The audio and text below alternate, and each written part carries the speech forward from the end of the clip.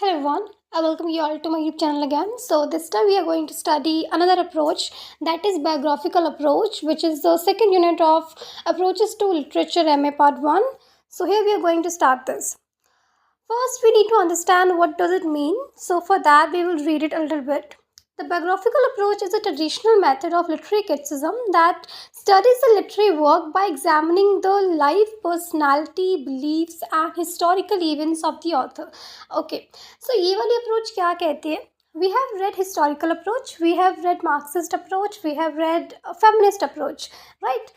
तो हमने देखा कि उन सभी approaches में जो focus होता है ना वो differ करता है कि अगर हम बात करते हैं हिस्टोरिकल अप्रोच की, तो अगर हम किसी वर्क को क्रिटिसाइज कर रहे हैं, उसको एनालाइज कर रहे हैं, उसको कंपेयर कर रहे हैं किसी वर्क के साथ, तो हमने क्या करना होता है, हमने उस वर्क की हिस्ट्री चेक करनी होती है कि उस वर्क की जो हिस्ट्री थी वो कैसी थी, कि जिस टाइम पीरियड में वो वर्क लिखा गया था। सपोज़ कोई चार्ल्स डिकन्स का नॉवल है जो विक्टोरियन टाइम पीरियड के वो राइटर थे, तो विक्टोरियन टाइम पीरियड कैसा था, क्या करैक्टरिस्टिक्स थे उस टाइम पीरियड की, है ना।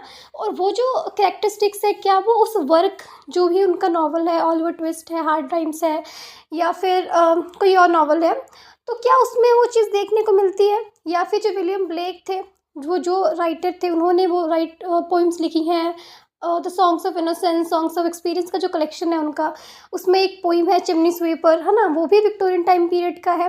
तो हमने चेक करना होता है कि क्या उस टाइम पीरियड के जो भी जो उस टाइम में चल रहा था, कि लेबर चाइल्ड लेबर था उस टाइम पे, इंडस्ट्रियलाइजेशन था, करप्शन थी, ये सब चीज़ें उस टाइम में मेजर थे, है ना। तो ये सभी चीज़ें हमें देखने को मिल जाती हैं उस टाइम के वर्क पे।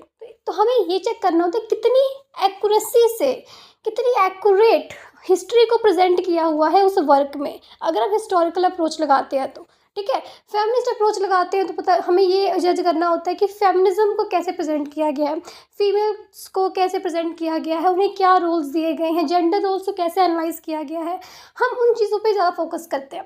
तो वैसे ही एक अप्रोच है बायोग्राफिकल अप्रोच। तो बायोग्राफिकल अप्रोच में इसकी अप्रोच अलग है। इसमें हमने क्या देखना होता है, इसमें हमें ये रिलेट करता है ऑथर के साथ। ठीक है, इसमें हमें देखनी होती है बायोग्राफी। बायोग्राफी क्या होती है, पूरी लाइफ, उसमें लाइफ एक्सपीरियंस हो गए, उस पर्सन के पर्टिकुलर थॉट्स हो गए, उसका बिलीफ सिस्टम हो गया।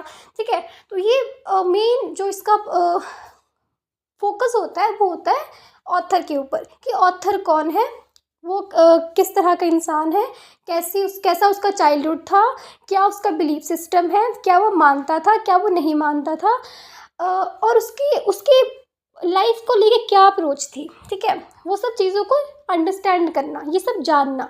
और जब आपने ये सब जान लिया